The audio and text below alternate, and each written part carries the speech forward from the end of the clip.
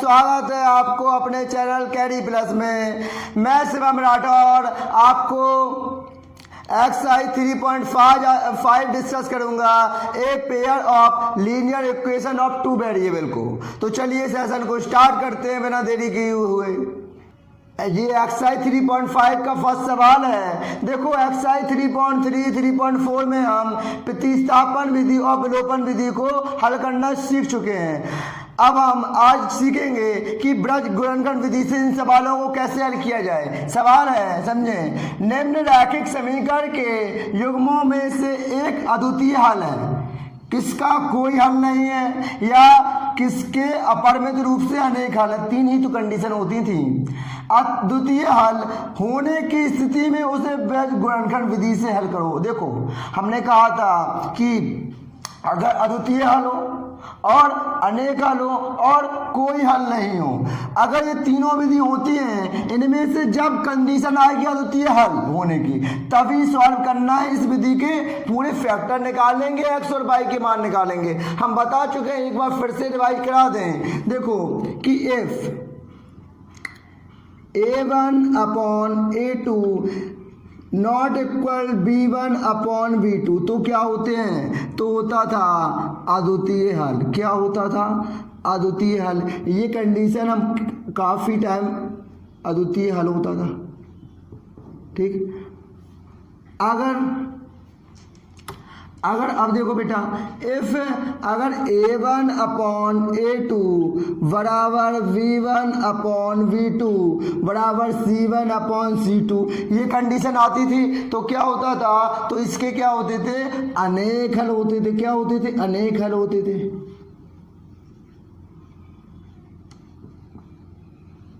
और तीसरा कंडीशन था if A1 upon A2 equal to V1 upon V2 not equal C1 upon C2, तो इसका क्या, रेखा समांतर और कोई हल नहीं होता है। क्या, कोई हल नहीं होता है। अब अभी तक हम सवालों को विलोपन और प्रतिस्थापन विधि सीख चुके हैं। अब हम बीजगणित विधि से लगाने हैं। तो सवाल को देखो, x minus 3y minus 3 equal to 0, 3x minus 9y minus 2 equal to 0। सबसे पहले हम इसमें A1 upon A2 V1 upon V2 और C1 अपॉन C2 का वैल्यू निकालते हैं। अब कैसे निकालते हैं, तो मेरी बात को समझिएगा।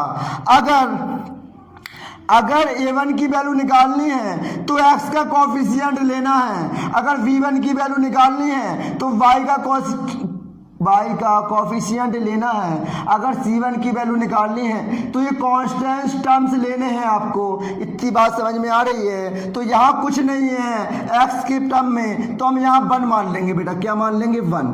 क्या मान लेंगे, 1। अब देखो हम सॉल्व करें। A1 अपॉन A2 क्या, 1 अपॉन 3। इतनी बताओ मेरी बात, 1 अपॉन 3। B1 अपॉन B2 क्या, माइनस के 3 अपॉन माइनस के 9। C1 अपॉन C2 माइनस के 3 बटे माइनस 2। हो गया। अब देखो ये कैंसिल आउट हो जाएगा, माइनस से माइनस, 3 एकम 3, 3 त्रिका 9। अब कैंसिल आउट क्या, 3/2 बचा। ये तो 3/2 ही बचा।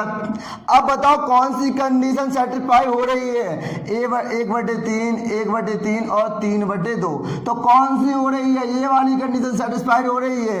A1 अपॉन A2 तो बराबर है B1 अपॉन B2 के, लेकिन C1 upon C2 not equal. तो लिखेंगे हम, देखो बेटा, तो A1 अपॉन A2 बराबर V1 अपॉन V2 है, लेकिन not equal C1 upon C2। यही कंडीशन बन रही है। तो हम कहेंगे इस समीकरण का कोई हल नहीं होगा। कौन सा है, इस समीकरण का कोई हल नहीं होगा। इस समीकरण का कोई हल नहीं होगा। अगर ये फर्स्ट कंडीशन बनेगी, ये वाली जिसमें अद्वितीय हल निकलेगा ना उसका हमें सॉल्व करना पड़ेगा ब्रज गुणनखंड विधि से। अगर ये दोनों कंडीशन मिलेगी तो हमें आगे सॉल्व नहीं करना। तो फर्स्ट सवाल हो गया। हाँ, तो सेकंड सवाल है, तो समझो कैसे करें हम। देखो सबसे पहले हमने कहा जो राइट हैंड साइड 5 है ना इसको इस साइड लेके आ जाओ। तो पहली इक्वेशन बन जाएगी, हमें 0 बनाना है, 2x plus 5 minus y equal to 0, ये बन गया। इसको सॉल्व करें तो देखो 3x प्लस के 2y माइनस 8 इक्वल टू 0 हो गया। अब हो गया। अब क्या करना है, a1 अपॉन a2 बराबर b1 अपॉन b2 और c1 अपॉन c2 की वैल्यू निकालें। कैसे निकालें बेटा, a1 अपॉन a2।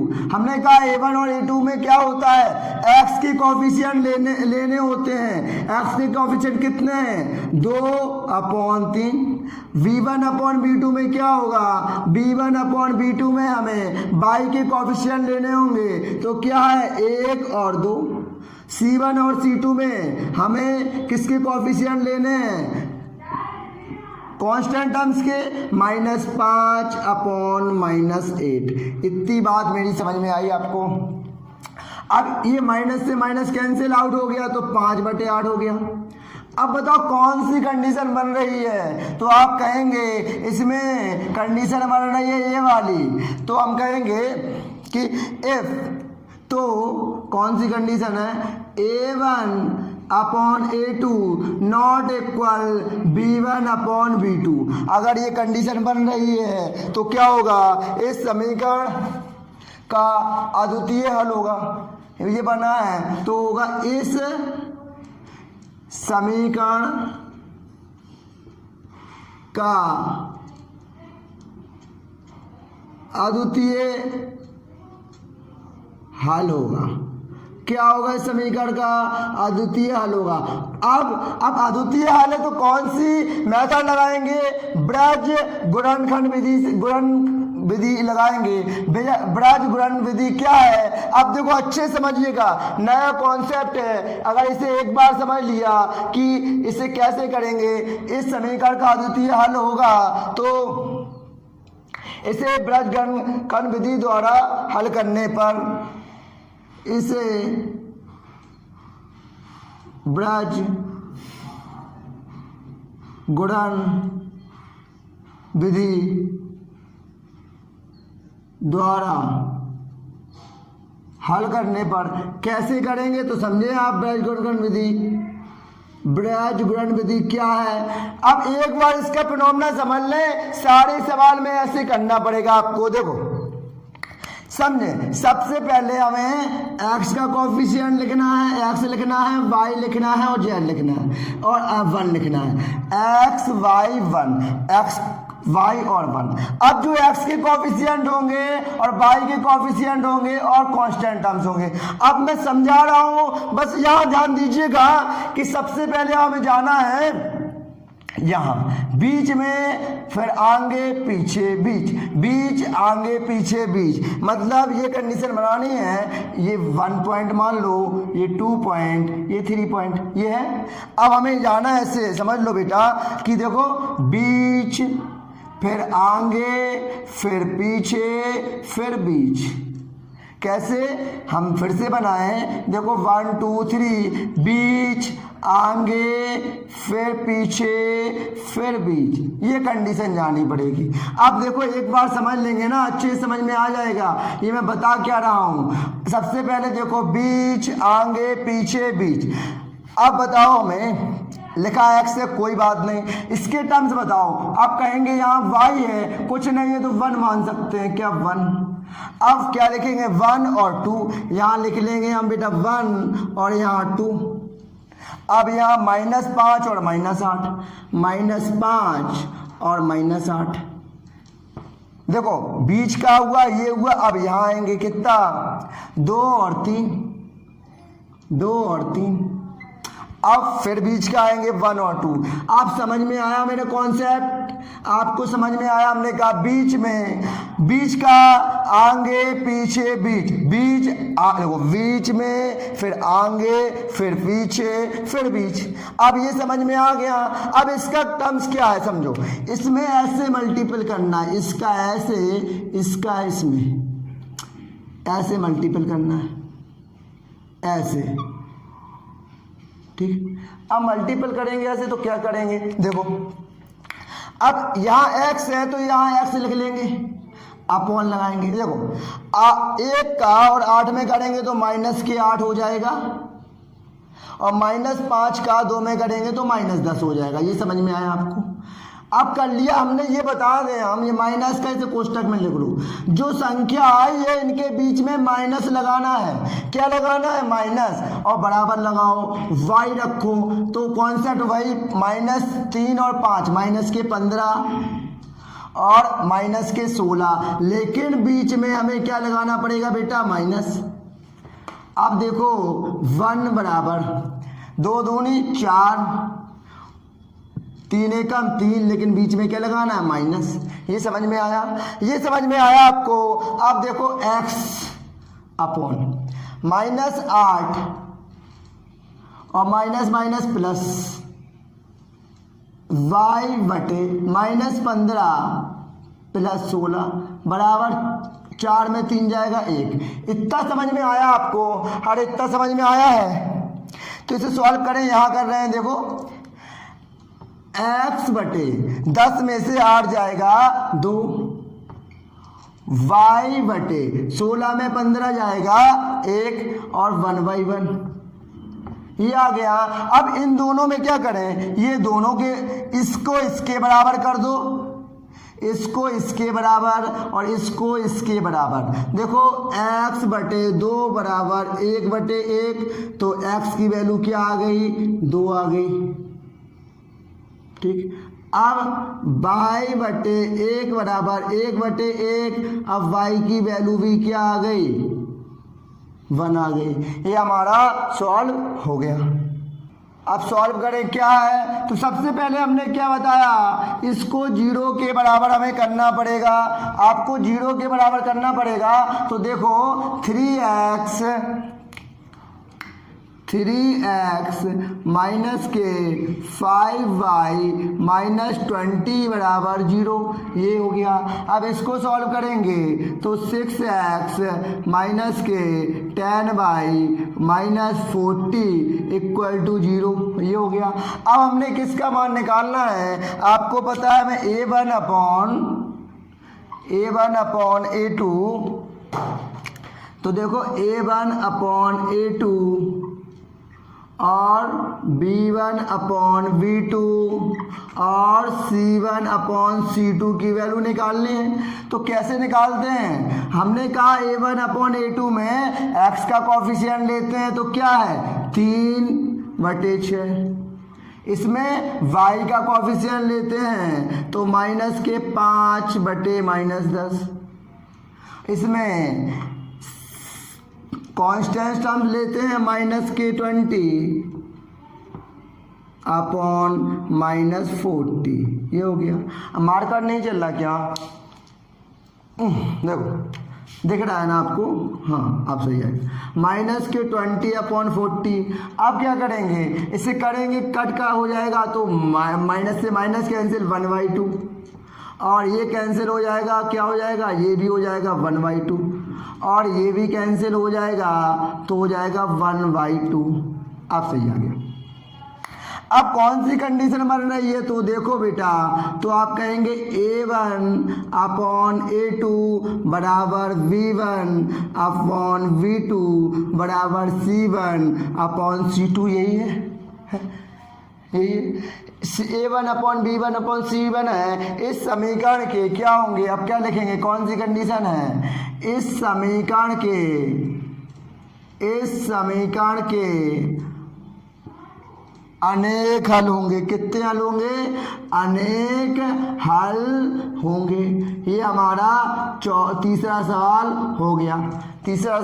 अब हम चलें चौथे सवाल की ओर। तो क्या है चौथा सवाल? तो समझें,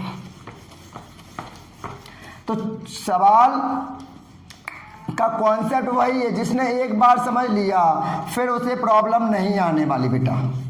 आप देखो 4 सवाल हमारा है, हमारा देखो क्या है, x minus 3y minus 7 equal 0, 3x minus 3y minus 15 equal to 0। तो क्या करें, सबसे पहले हम a1 अपॉन a2 की वैल्यू निकाल लें और b1 अपॉन b2 की वैल्यू निकालें और c1 अपॉन c2 की वैल्यू निकालें। तो हमने क्या कहा कि a1 अपॉन a2 वैल्यू निकालने के लिए क्या करते हैं, हम लोग x के कोफिशिएंट लेते हैं। x का कोफिशिएंट यहाँ देखो क्या है, x का कोफिशिएंट आप कहेंगे यहाँ कुछ नहीं तो यहाँ 1 मान लो, यहाँ 1 मान लो। अब x का कोफिशिएंट इसमें क्या है, a1 का मान 1 अपॉन 3। इसमें देखो v1 अपॉन v2 में y का कोफिशिएंट क्या है, -3 अपॉन -3।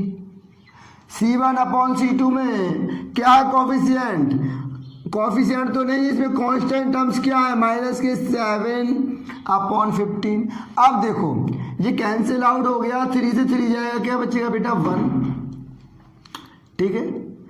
अब ये कैंसिल आउट, ये क्या बचा 7 अपॉन 15। अब बताओ हमें कौन सी कंडीशन बन रही है, देखो पहले थर्ड बन रही है क्या, नहीं बन रही है, ये वाली बन रही है, दोनों इक्वल है, नहीं बन रही, तो कौन सी बन रही है, फर्स्ट बन रही है। तो हम क्या कहेंगे कि तो कौन सी कंडीशन बनी बेटा, a1 upon a2 not equal b1 upon b2। अगर ये कंडीशन बनी है तो हम क्या कहेंगे, तो इस समीकरण के क्या होंगे, अद्वितीय हल होंगे, है। तो इस समीकरण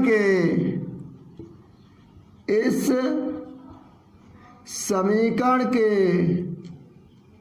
क्या होंगे, अद्वितीय,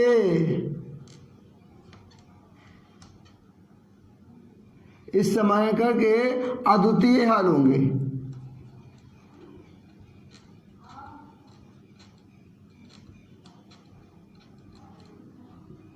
अद्वितीय हल होंगे। अब अद्वितीय हल होंगे तभी हमने कहा सॉल्व करते हैं, कैसे, ब्रज गुणन विधि से हल करने पर, ब्रज गुणन विधि से हल करने पर, इसको हमने विधि से हल करें तो देखो कैसे करेंगे, आप समझे। हम रूल बताए था वो देखो, सबसे पहले एक्स वाई, एक्स लिखो यहाँ, देखो यहाँ एक्स लिखो, यहाँ एक्स, यहाँ वाई, यहाँ कांस्टेंट टर्म्स 1, ठीक है। हमने क्या बताया था, देखो हमने कहा था बीच आगे पीछे बीच, यही तो बताया था, यही तो टर्म्स था अपना, ये इस टाइप में बीच से आगे फिर पीछे फिर बीच, इस टाइप का ही तो बताया था, बीच आगे पीछे बीच।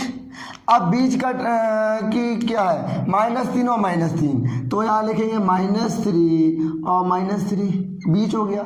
आगे -7 और -15, -7 और -15 लिखिए। आगे पीछे, आगे हो गया, देखो बीच आगे पीछे क्या है, 1/3 ले लिया हमने। फिर बीच -3 और -3, ये इतनी बात आपको समझ में आई, इतनी बात समझ में आई। अब क्या है, अब कॉन्सेप्ट क्या है, x लिख लो अपॉन इक्वल लगाओ, यहाँ y लिख लो, यहाँ z लिख लो, z नहीं यहाँ 1 लिख लो, ठीक है। अब रूल क्या है, रूल हमने बताया है कि आपको ऐसे क्रॉस करना, इस टाइप में और इस टाइप में, इस टाइप में और इस टाइप में, इस टाइप में और इस टाइप में। पहले ये वाला लेना है, -15 और -3, माइनस माइनस प्लस हो जाएंगे, तो -15 और -3 कितने आ जाएंगे, 45, 45। अब -7 और -3 21 आ गए, माइनस माइनस एक ही जगह। अब इनमें साइन किसका लगता है आपको पता है, माइनस का। इन दोनों के बीच मल्टीपल कराओ और बीच में माइनस का साइन लगा दो। -7 और 3 -21 और माइनस लगता ही है अपने मन से। अब 1 का कराएंगे 15 में तो -15, अब -3, ठीक, और माइनस तो लगता ही है, और -9, ठीक। अब देखो x बराबर क्या हो जाएगा, 45 में से 21 जाएगा, 5 में 1 4, 4 में 2 2, तो क्या हो गया 24 हो गया, क्या हो गया 24। y बराबर देखो बेटा ये माइनस है, अब देखो -21 तो वही रहेगा, यहाँ क्या हो जाएगा प्लस हो जाएगा, यहाँ 1 तो यही रहेगा, -3 और प्लस के 9 हो गया। इतनी बात बताओ मेरे को समझ में आई आपको, ठीक है। अब मैम यहाँ सॉल्व कर दें, समझ लें, यहाँ सॉल्व कर दें थोड़ा तो आंसर आ जाएगा। देखो x/24 रहा, अब देखो y तो ये है, अब -21 में 15 जाएगा तो आ जाएगा -6, क्या आएगा -6, 1 रखा बेटा। 9 में से -3 जाएगा 6, अब क्या है आप ये वाली टर्म्स इसके बराबर कर दो, फिर ये वाली टर्म्स इसके बराबर कर दो, x/24 = 1/6, आप काट दें 6 कम 6 6 चौके 24, x बराबर क्या आ गया 4। अब y/-6 = 1/6, 6 से 6 कट गया, y = -1। x और y की वैल्यू निकालनी थी, निकल के आ गई, x बराबर 4 और y बराबर -1। हम सेकंड सवाल देखें, a और b के किन मानों के लिए निम्नलिखित समीकरण के युग्म के अपरिमित रूप से अनेक हल होंगे। अब इक्वेशन दी गई है आपकी 2x + 3y = 7, a - b x + a + by = 3a + b - 2। तो हल करें तो देखो, अब पहले तो आप मुझे ये बताइए कि अगर आपको कंडीशन पता है, अगर अपरिमित रूप से अनेक हल होंगे तो क्या कंडीशन होगी। तो देखो बेटा कि अपरिमित रूप से अनेक हल होने के लिए अपरिमित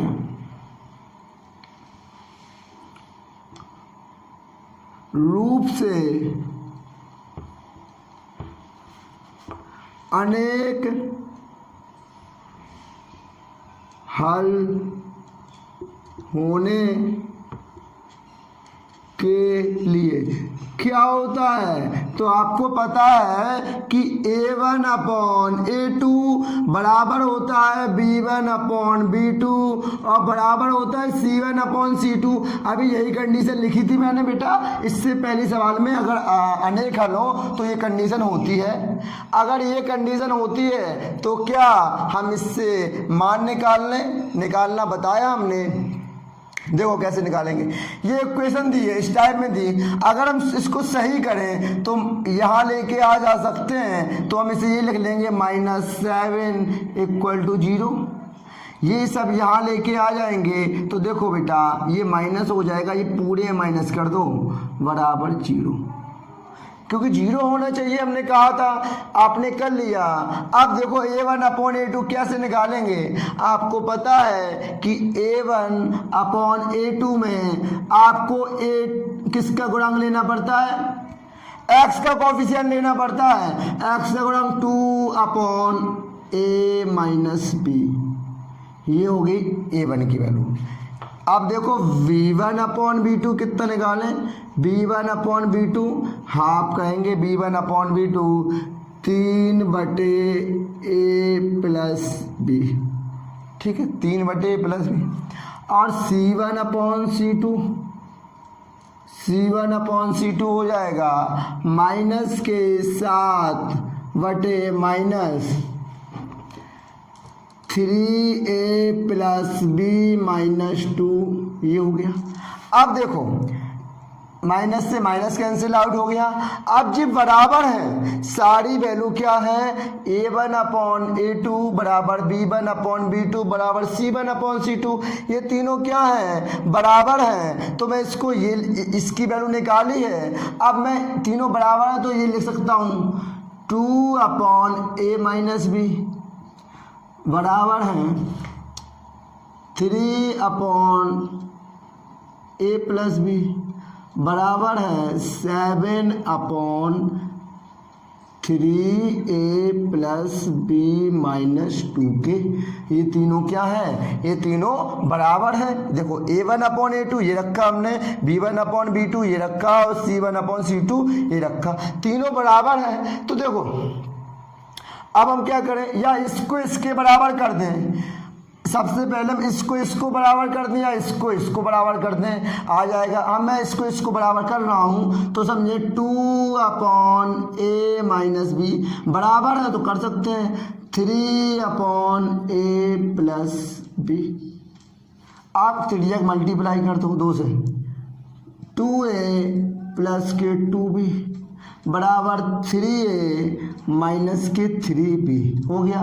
अब देखो -3b इस साइड जाएगा, क्या हो जाएगा प्लस का, 2b यही रखो 3b प्लस का हो गया। अब देखो 3a ये है, अब ये माइनस का जाएगा यहाँ 2a हो जाएगा। तो आप बताइए हमें 5v = क्या बचा a, 5v = क्या बचा a। अगर ये बचा है इसको हम यहीं पैक कर देंगे, ठीक है। अब देखो अब हम इसकी वैल्यू बराबर करें, इन और इनकी बराबर कर दें। तो देखो कैसे कर रहे हैं बेटा, 3/a+b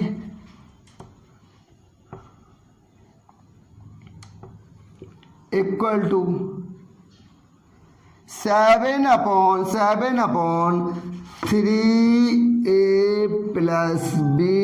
7/3a+b-2। यहाँ देखो यही वैल्यू थी ना। अब कैसे बराबर करें, देखो यहाँ हमें क्रॉस मल्टीपल करें, लिखेंगे 3/3a+b-2 = 7a+b। अब करेंगे 3 3 9a+k3b-k6 = 7a+7b। अब देखो बेटा साइड टर्म्स हम इस साइड लेके आ जाएं तो 9a+3b यही रहा। अब ये आ जाएगा -7a-7b बराबर देखो -6 इस साइड है तो काय का हो जाएगा प्लस का, 9a में से 7a जाएगा 2a, 3b में से -7b जाएगा 4b बराबर क्या, बराबर 6। अब देखो बराबर 6 है। अब हम क्या करें, इसकी वैल्यू निकाल लें। 5v वैल्यू है बराबर क्या है a। अगर a की वैल्यू 5a पुट कर दें, a बराबर 5b यहाँ पुट कर दें, लिखें कि a का मान 5v रखने पर, अब देखो 2 यही रहेगा 5v -4v = 6, 5 दूनी 10, 10v -4v = 6, 10v में से 4v जाएगा 6v, 6v बराबर 6 तो v बराबर 6/6। तो b की वैल्यू क्या आ गई बेटा, b की वैल्यू 1 आ गई। क्या आ गई, b की वैल्यू 1, b का वैल्यू 1 आ गई।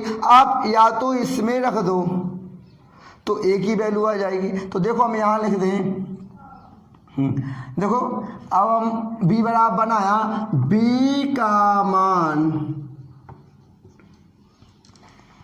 रखने पर, अगर b का मान रखने पर तो इसमें क्या आ जाएगा, देखो बेटा a बराबर 5b है तो a बराबर 5 × 1, a बराबर क्या आ गया 5, a बराबर 5 आ गया, b बराबर 1 आ गया। निकालना क्या था, यही a और b के मान निकालने थे। तो a बराबर 5 और b बराबर 1 हमारा आ गया। दूसरे का सेकंड पार्ट है हमारा, के किस मान के लिए निम्न रैखिक समीकरण के युग्म का कोई हल नहीं होगा।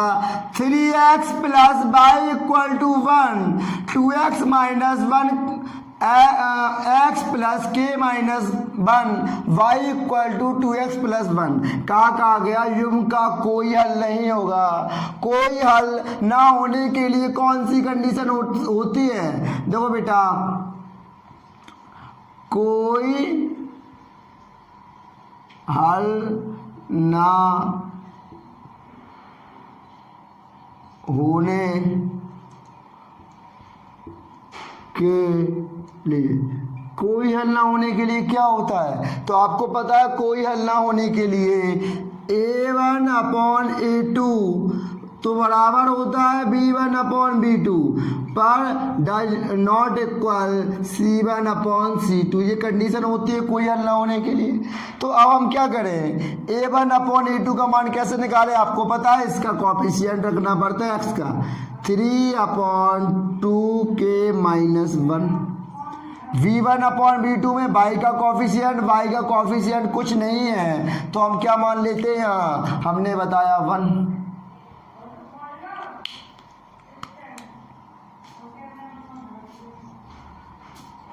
k minus 1। अब हमें z मतलब 1, इसका कॉफिशिएंट कैसे निकालते हैं? देखो 1 अपॉन 2k प्लस 1, अगर यहाँ माइनस करेंगे तो माइनस होगा, ये भी माइनस हो जाएगा, दोनों कैंसिल हो जाएगा, उससे कुछ भी फर्क नहीं आने वाला। लेकिन इसमें कहेंगे ये तो बराबर होंगे पर ये और ये बराबर नहीं होंगे। अब हमें मान निकालना है के का, तो क्या ये तो बराबर हैं, इन दोनों को इक्वल कर दें हम। ये दोनों इक्वल हैं पर ये और ये इक्वल नहीं है, इन दोनों को इक्वल कर दें हम। 3 upon 2k minus 1 equal to 1 upon k minus 1 गुणा करा दें। देखो तो 3k माइनस 3 इक्वल टू 1 क्या कराएंगे तो 2k माइनस 1। अब 3k यही रखा जाएगा, ये आएगा माइनस 2k, 3 यहाँ गया प्लस का हो गया माइनस 1, 2k में 3k में 2k जाएगा k, 3 में से 1 जाएगा 2, तो k बराबर क्या आ गया? k बराबर 2 आ गया। तो अब k बराबर 2 मान रखने पर हम लिखेंगे यहाँ, देखो क्या, k बराबर 2 मान रखने पर समीकरण का कोई हल नहीं होगा। रखने पर इस समीकरण का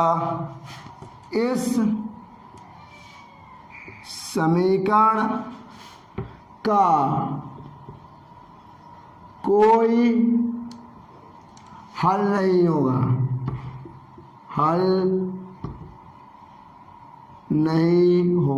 नहीं होगा कोई हल।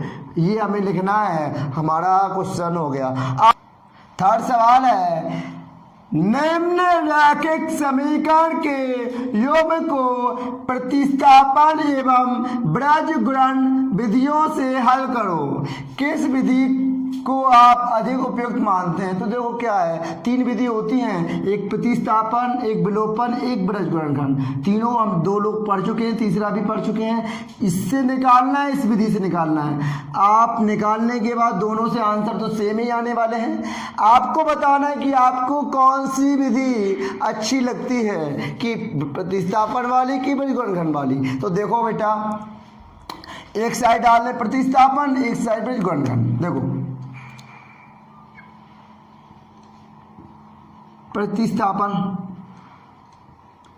से निकालें पहले। तो इसमें क्या होता है प्रतिस्थापन में, आपको पता है इसको हम क्या मानते हैं, equation first 8x plus 5y equal to 9, equation first, ये इक्वेशन फर्स्ट है। और ये equation second 3x plus 2y equal to 4। प्रतिस्थापन में क्या करते हैं, इक्वेशन फर्स्ट से x या y की वैल्यू निकाल के इसमें रख देते हैं। देखो y equation first 8x plus 5y equal to 9 है। अब 8x बराबर क्या हो जाएगा 9, ये क्या हो जाएगा माइनस के 5y, और x बराबर क्या होगा 9 माइनस के 5y अपॉन 8 हो गया। अब x बराबर ये आया है, x का मान समीकरण सेकंड में रख दो। Put the value of equation, put the value of x in equation second, in equation second में रख दें तो देखो बेटा 3x तो यही रहा, x की जगह ये पुट कर दें क्या 9 माइनस 5y अपॉन 8 प्लस के 2y इक्वल टू 4, ये हो गया। ठीक है, अब देखो अब हम मल्टीपल कर दे 9 या 27 माइनस के 15y अपॉन 8 प्लस के 2y अपॉन 1 इक्वल टू 4। अब देखो 8 क्या ले लें हम, 8 ले लें एलसीएम। ठीक, 8 ले लिया, क्या बचा 27 माइनस 15y प्लस के 1 से लिया 8 और 8 दूनी 16y इक्वल टू 4, क्या बचा 4। अब हम क्रॉस मल्टीपल करें तो देखो 27 तो यही रहा बेटा, माइनस के 15y 16y में से 15y जाएंगे प्लस के y इक्वल टू 8 चौके 32, 8 चौक क्या हो गया 32 हो गया। y इक्वल टू क्या आया 32 में से 27 गया, y इक्वल टू 5, y की वैल्यू क्या आई, y की वैल्यू आ गई 5, y का मान 5 आया। अब y का मान आप कहीं भी रख दो, इक्वेशन फर्स्ट में या सेकंड में आंसर आ जाएगा। देखो y का मान समीकरण, y का मान समीकरण देखो put the value of y in equation second, तो 3x प्लस के 2y equal to 4, 3x plus 2, y का मान रख दिया 5 बराबर 4, 3x बराबर 5 दूनी 10 बराबर 4, 3x इक्वल टू क्या 4 माइनस 10, तो 3x बराबर माइनस 6 और x की वैल्यू निकाले तो x बराबर आ गया माइनस के 2, x बराबर माइनस 2 आया। तो देखो y बराबर आया 5 और x बराबर माइनस 2। ये कौन सी मेथड से लगाया भाई हमने, ये लगाया है हमने प्रतिस्थापन विधि से लगाया ना। इसको आप स्क्रीनशॉट ले लीजिए और लाइक कर दीजिए वीडियो को और दोस्तों तक ज़्यादा ज़्यादा शेयर करें। ये हो गया। अब हम इसको लगाएंगे किससे, अब लगाएंगे ब्रजगुणन विधि से। अब देखो ये तो हो गया सेम यही आप लगाएंगे इसको ब्रजगुणन विधि से। तो ब्रजगुणन विधि से लगाएंगे, दोनों से आंसर तो सेम ही आने वाले हैं, लेकिन सिस्टम क्या है अब इसमें आपको बताना ये आपको कौन सा प्रोसीजर है, कौन सा मेथड अच्छा लगा, प्रतिस्थापन वाला कि ब्रजगुणन विधि वाला, बताओ। देखो अब हम कैसे करेंगे, अब लिखेंगे कौन सी मेथड लगा रहे हैं हम, अब लगा रहे हैं ब्रजगुणन विधि। इसका कॉन्सेप्ट क्या है, इसमें आपको पता है पहले इसकी वैल्यू 0 के बराबर करो। 8x माइनस 5y माइनस 9 बराबर 0, हाँ माइनस नहीं प्लस है, 8x प्लस 5y ये माइनस 9 इक्वल टू 0 और 3x plus 2y minus 4 equal to 0। अब कंडीशन वही है, आपको करना क्या है कि मान निकाल लो आप किसके, x यहाँ y और 1, xy1। अब हमने कहा बीच में आगे पीछे बीच, यही बताया, बीच आगे पीछे बीच। अब देखो क्या है, 5 और 2, बीच में क्या है, 5 और 2, लिख लिया 5 और 2। अब -9 और -4 लिख लिया बेटा। अब 8 और 3 लिख लिया। अब 5 और 2 वो भी हमने लिख लिया। अब करना क्या है, आपको मल्टीपल करना है, ठीक है।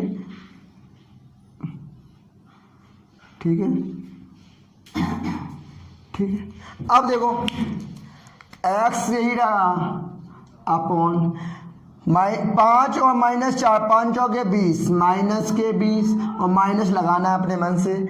9 दूनी 18, माइनस के 18